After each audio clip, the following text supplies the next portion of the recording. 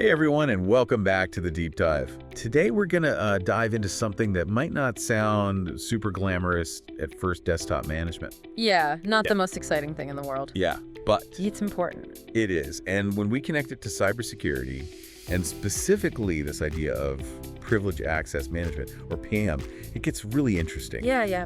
We've got a great article here to guide us. It's called Streamlining Desktop Management with Privileged Access Management: Efficient and Secure Solutions. Okay. We've also got a couple of videos from an expert named Bert Blevins, who knows a ton about PAM. Yeah, he's a great resource. So what we're going to do in this deep dive is really try to give you the tools to understand why PAM matters, how it works, and how to put it into practice. Sounds good. Let's do it. All right, so think about this. You've got all these businesses out there, and they're dealing with tons of desktops. I mean, so many.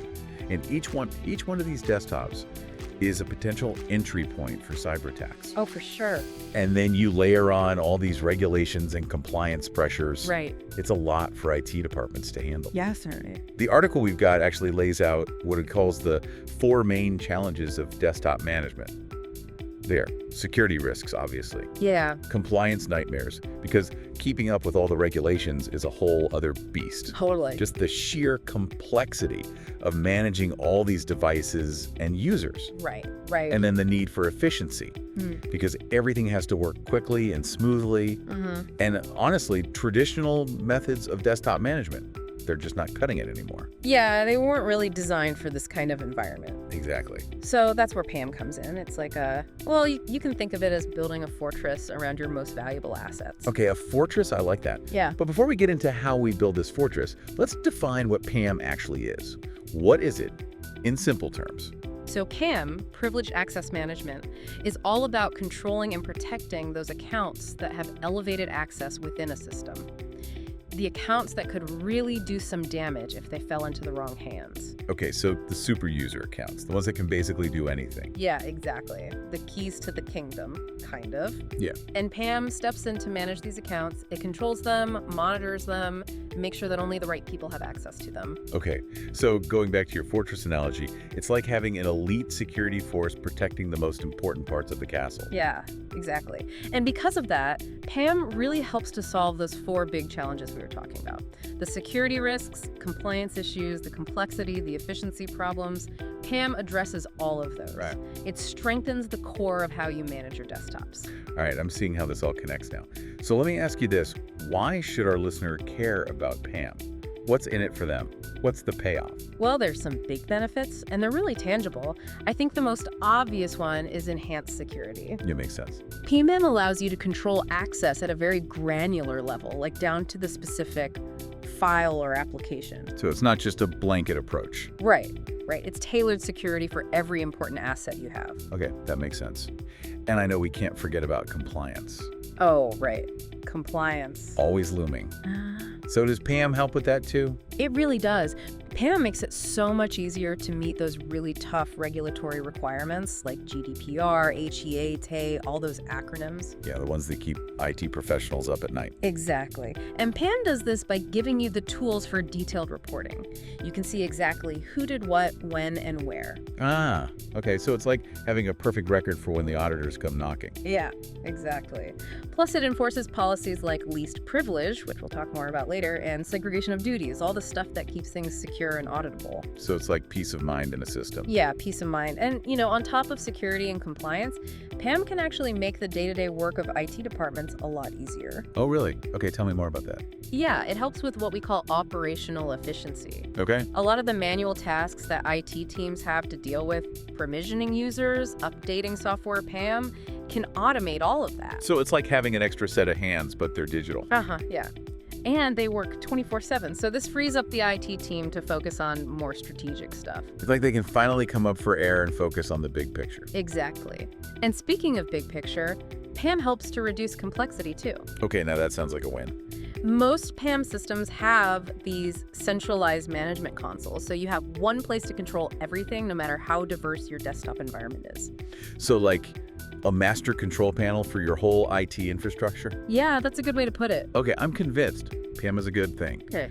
But how do we actually do it? How do we implement it in a way that really works? So the article we're looking at, it actually outlines 5 key strategies. And the first one, the foundation, is to conduct a really thorough inventory and risk assessment. Okay, inventory. So basically figuring out what you have. Yeah, exactly. You need to know all the privileged accounts that are connected to your desktop management software. Okay. And then, and this is important, you have to understand what the risk is if each one of those accounts were to be compromised. So it's like taking stock of your crown jewels and figuring out which ones need the most protection. Yes, exactly that. Because if you don't know what you have, you can't protect it. Makes sense. Oh. So once you've got your inventory, what's next? Policy definition and enforcement. We need to set the ground rules for how these privileged accounts can be used. Okay, the rules of the road. Right. We're talking about things like forcing passwords to be changed regularly, Right. recording all the activity within a session so you can go back and see what happened, Got it. setting time limits on access so it's not just open-ended, Uh-huh. and this is a big one, enforcing the principle of least privilege. Okay, I know we've mentioned least privilege a couple of times, but we'll have to dig into that a little more later on. Definitely. It's a cornerstone of this whole approach. Okay, so we've got our inventory, our policies. What's next on the PAM to-do list? All right, so now we're talking about user authentication and authorization.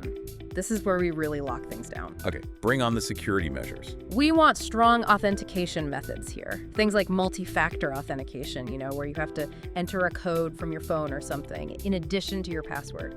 That's really important. And we also want to implement what's called role-based access control, or RBAC. Okay, RBAC, another one for the glossary. Basically, it means that each user only has access to the specific things they need to do their job and nothing else. It's like a series of checkpoints with increasingly strict security as you get closer to the really important stuff. Exactly. All right, so we've got authentication, we've got authorization. What else do we need to think about? This is important. You have to keep an eye on things. So we need session monitoring and audit logging. Okay, so keeping tabs on what's happening. Yes. PAM systems let you record those privileged sessions and analyze them in real time. That way you can spot anything suspicious right away. So it's like having a security camera pointed at your most sensitive systems. That's one way to think about it.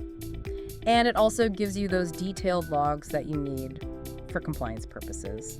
Always gonna keep the auditors happy. Right. And then finally, this might seem obvious, but it's important. You want to make sure your PAM solution plays well with your other tools. It needs to integrate with your existing desktop management software. Okay, so it's all about creating a system that works together seamlessly. Exactly. We want things to be streamlined, automated, efficient. Okay, I'm following you. Now, before we go any further, I want to circle back to something we talked about earlier, user access control. Okay. It seems like a really fundamental piece of this whole security puzzle. Can you give us a quick definition? Sure. So user access control is all about deciding who has access to what within your systems. It's about defining roles and permissions. Who can see what information? Who can make changes? Who can access which applications? So it's like a gatekeeper making sure only the right people get through. Yeah, that's a good analogy. And how does PAM fit into this? So PAM takes user access control and focuses it on the people with the most power, the ones with access to the really sensitive stuff. Okay. By using PAM, you make those user access controls even stronger. You protect against attacks from outside and from inside the organization. Right, because sometimes the biggest threat can be someone who already has access. Unfortunately, that's true. So it's like an extra layer of protection on the people who have the keys to the kingdom. Exactly. All right, so user access control and PAM, they're a powerful duo when it comes to security. Definitely a 1-2 punch. But let's get practical here. What are some things our listeners can actually do? Some steps they can take to put these principles into practice? Well, the first thing, and we talked about this a little earlier, is to really get a handle on what you have. Conduct that inventory and assessment. And don't just list out the privileged accounts. Think about the impact if each one was compromised. Prioritize the high-risk accounts and focus on protecting those first. So don't just think about what you have, but also about the potential fallout if it falls into the wrong hands. Yeah, think about the worst-case scenario. Okay, what else? Another important step is what we call user segregation and segregation of duties, or SOD. That just means making sure that no one person has too much power or access. Well, checks and balances. Checks and balances, exactly. You want to divide those sensitive tasks among different people so no one person can compromise the system or, commit fraud. Got it. Checks and balances are always good. What else? You also need to be watching what's happening all the time, continuous monitoring and auditing. Your PAM system should be able to see everything that's going on with those privileged accounts, log all the activity, and alert you if anything looks suspicious. So be proactive rather than reactive. Absolutely. Okay, makes sense. And this might seem obvious, but you've got to educate your users. Training is so important. They need to understand why PAM is there, how it's going to affect how they work, what their responsibilities are. So it's not just about the technology, it's about the people too. It's about creating a culture of security. If everyone understands the why, they're much more likely to buy in and follow the rules. Makes sense. Yeah. What else should our listeners keep in mind? And finally, you need those really clearly defined policies about user access control. We're talking about things like role-based access control and least privilege, which we'll dive into more detail on later. Okay, sounds like a plan. And then, of course, you have to make sure you're enforcing those policies. No point in having them if no one's following them. Exactly. So it's like building a framework for managing access and protecting your most important assets. Exactly. A strong, secure framework. All right. Well, we've covered a lot of ground in this first part of our deep dive. Yeah, we have. Before we move on, I want to remind everyone about Bert Blevins, the expert whose videos we're drawing from. If you're interested in learning more about PAM, you can find his contact info on our website. Yeah, his insights were really helpful as we were preparing for this. Definitely. Okay, so we've laid the groundwork, right? We know what PAM is and why it's important. Right. But now I want to dig a little deeper. Okay. There are some really key concepts that, if you understand them, will help you get the most out of a PAM implementation. And one of those, the one we keep coming back to, is least privilege. We've mentioned it a few times. Yeah. But I think it deserves its own little spotlight here. Sure.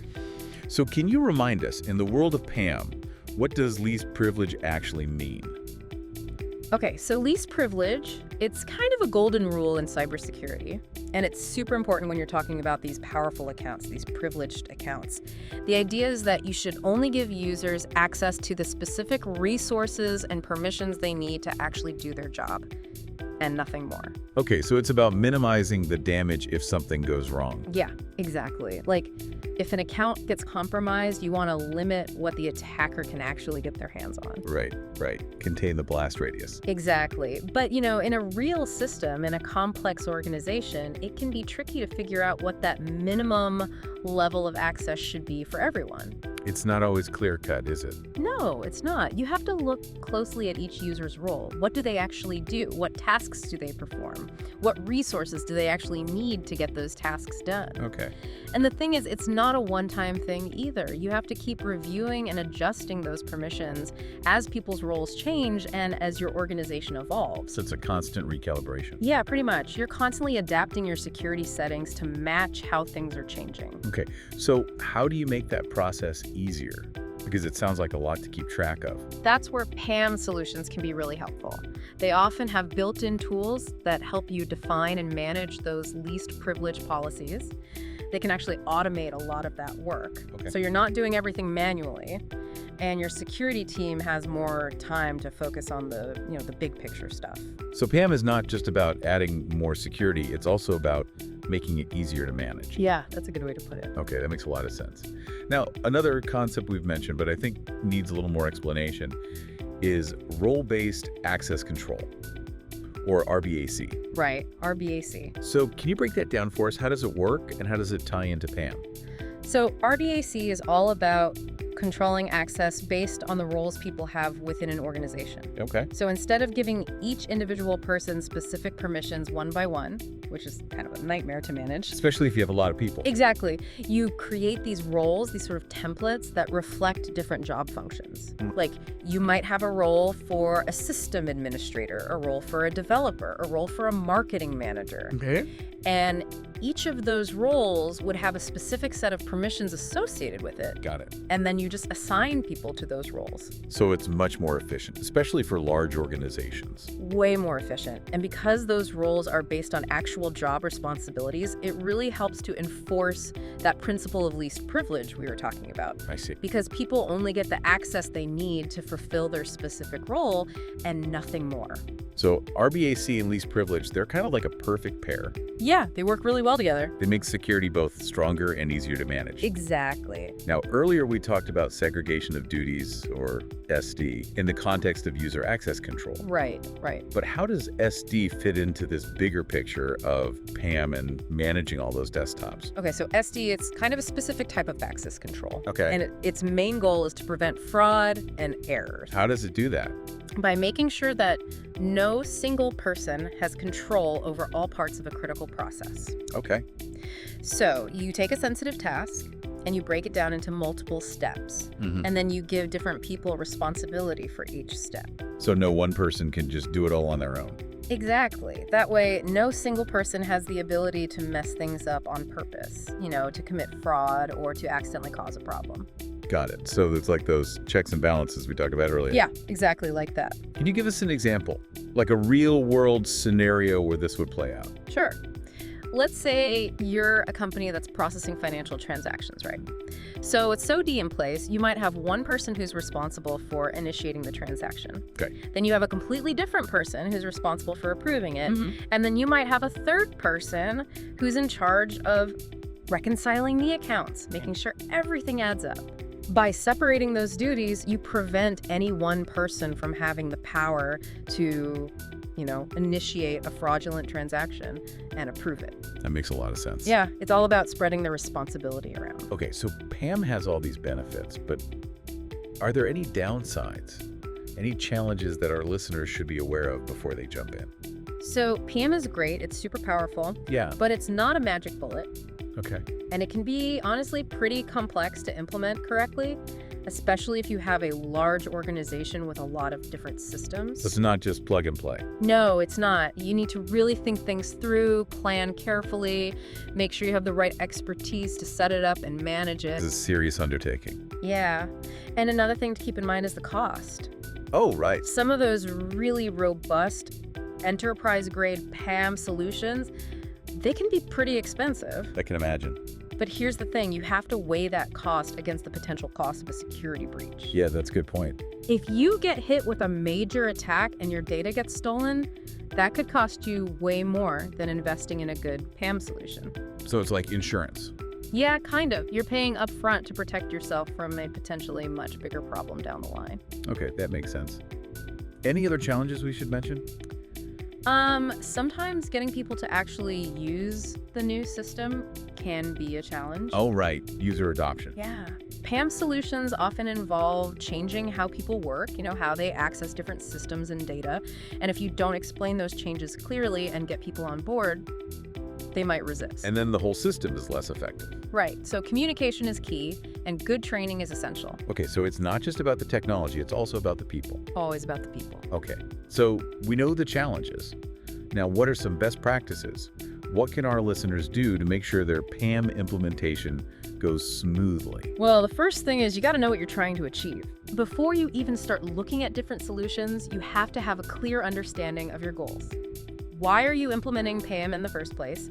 What are your specific security needs? What compliance regulations do you have to meet? So it's about having a plan. Yeah, don't just jump into it without a roadmap. Not advice. Once you know what you're trying to accomplish, then you can start looking at different PAM solutions and choosing the one that fits your needs the best. Okay. And there are a lot of different options out there. So it's important to do your research. Yeah, do your research, compare different solutions, think about things like, the size of your organization, how complex your systems are, what your budget is, what your security needs are. Right. It's about finding the right tool for the job. Exactly. Okay.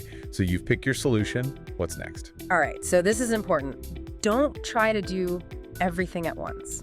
Implement your PAM solution in stages. Okay. Start with a small pilot project, maybe just one department or a small group of users. That way you can work out any kinks, get some experience with the system, and make sure everything's working smoothly before you roll it out to the whole organization. So a phased approach. Exactly. Okay, that makes sense. Yeah. What else helps with a smooth implementation? We talked about this earlier, but it's worth repeating. You have to train your users. Right. And you have to communicate with them clearly throughout the whole process. Explain what's happening. Exactly. They need to understand why PAM is being implemented, how it's going to affect them, what they need to do differently. Okay. If you can get everyone on board and feeling good about the changes, it will make the whole transition so much smoother. So it's all about building that buy-in. Yeah, buy-in is huge. Yeah, okay. Anything else? And then this is the last thing, but it's really important. You can't just set it and forget it. Right. You have to keep monitoring your PAM system, make sure it's working the way it's supposed to, make sure it's still meeting your security needs. So ongoing maintenance. Yeah, ongoing maintenance. And you should do regular audits to identify any areas where you need to make adjustments. So it's an ongoing process. Definitely an ongoing process. Okay. Now I want to shift gears a little bit and talk about something else that's really important for desktop management. Okay. And it might seem basic, but it's crucial patching. Ah, patching, yes. It might not be the most exciting topic, Not glamorous. but it's essential for keeping your system secure. Totally agree. Can you remind us why patching is so important and how it connects to this whole PAM and desktop management world we're talking about? Okay, so patching, it's basically the process of applying updates to your software. Right. And those updates are usually designed to fix vulnerabilities, to close those security holes that attackers could use to get into your system. So it's like giving your software a booster shot. Yeah, exactly. It keeps its immune system strong.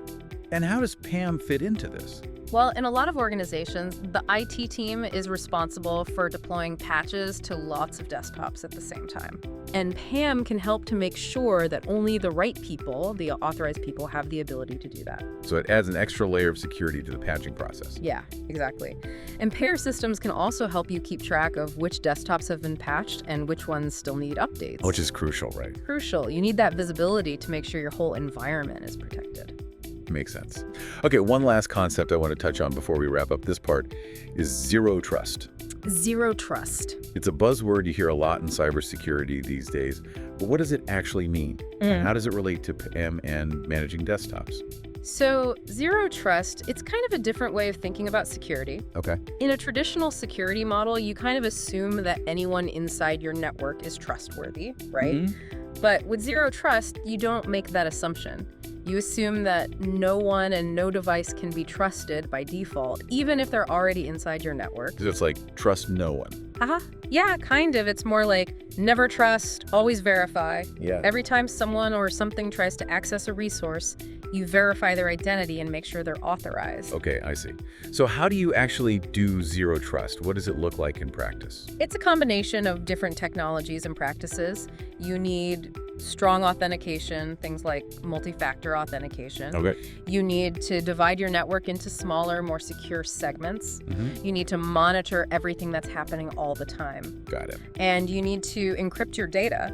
The goal is to make it as difficult as possible for an attacker to move around your network and access sensitive information, even if they manage to get past your initial defenses. So lots of layers of security. Layers upon layers. And how does this tie into PAM and desktop management? So PAM is a really important part of a zero trust strategy because remember, PAM is all about controlling access to those really powerful accounts, those privileged accounts. Okay. In a zero trust environment, you can use PAM to grant users access only when they absolutely need it and only to the specific resources they need to do their job. So it's like giving them a temporary key card that only works for certain doors and only for a limited time. Exactly. It's called just-in-time access. Okay. And this is really powerful because even if an attacker steals someone's credentials, they're not going to be able to do much damage if they only have limited access for a short period. It limits the potential fallout. Exactly. It seems like zero trust is becoming more and more important, especially with so many people working remotely and with everything moving to the cloud. Oh, absolutely. The traditional idea of a network perimeter, having a firewall and everything inside is safe, it's just not realistic anymore. That perimeter's dissolving. Yeah. So zero trust is the way to go. All right. So we've covered a lot in this deep dive. Yeah. Before we go any further, I want to make sure our listeners are walking away with the key takeaways. What are the main points we want to emphasize? All right, so first and foremost, PAM is essential for any organization that's serious about desktop management. It's not just a nice to have anymore, it's a must have. Exactly. If you want to protect your sensitive data, meet your compliance requirements, and make sure your business can keep running smoothly, you need PAM. Okay, what else? And this is important. Implementing PAM, it's not a one-time thing. It's an ongoing process. Okay. You have to keep paying attention to it, keep refining it, keep adapting it as your needs change and as the threat landscape evolves. So it's a journey, not a destination. Yeah, exactly. This might be the most important point of all. You have to get your users on board. Right. Technology is great, but it's only part of the equation. You need to educate your users, train them, make sure they understand the why behind all the security measures. About that culture of security awareness. Exactly. That's how you create a truly secure environment. Well said. Now, before we move on to our final part, I want to challenge our listeners to think about how they can apply all of this to their own work and their own organizations. Yeah. How can you use PAM to improve your desktop management practices to make your environment more secure and more efficient? It's a question worth asking yourself. It really is. Thinking about all this stuff can really change how you approach desktop management. Yeah. It's not just about, keeping the computers running anymore. Yeah, it's a whole different ballgame now. It really is. Yeah. All right, so before we wrap things up, I want to remind everyone that we have a ton of resources on our website. If you want to learn more about PAM, dive deeper into some of the concepts we've talked about, we've got links to that article we mentioned, the one about streamlining desktop management. Yeah, that's a good one. We've also got links to those videos by Bert Blevins, the PAM expert. He's got some great insight. He does. And we got some bonus material too, some extra stuff that we didn't have time to get to in this deep dive. Yeah, we always like to give our listeners a little something extra to chew on. Exactly. So head over to the website and check it all out. And of course, if you want to connect with Bert directly, you can find his contact info there too. Yeah, he's always happy to chat with folks who are interested in PAM. So we've covered a lot of ground today, right? We talked about the challenges of managing all those desktops, the benefits of using PAM, the different strategies you can use to implement it, all the best practices. Yeah, it's been a pretty comprehensive deep dive. It has. But if you had to boil it all down, what's the one big takeaway? What's the most important thing you want our listeners to remember? I think, honestly, the big takeaway is that in today's world, you can't afford to ignore desktop management. Right. It's not just about efficiency anymore. It's about survival. Yeah, pretty much. Yeah. And PAM, it's the key. It's how you make sure your systems are secure, that you're meeting all those compliance requirements, that your business can keep running smoothly. So PAM is not optional, it's essential. It's essential. It's table stakes. Okay, I think that's a great point to end on. The world of cybersecurity is constantly changing, the threats are always evolving, but if you stay informed, if you keep learning and asking questions, you'll be in a much better position to protect yourself and your organization. Absolutely. Keep diving deep. That's all for this deep dive. Thanks for joining us, and we'll see you next time.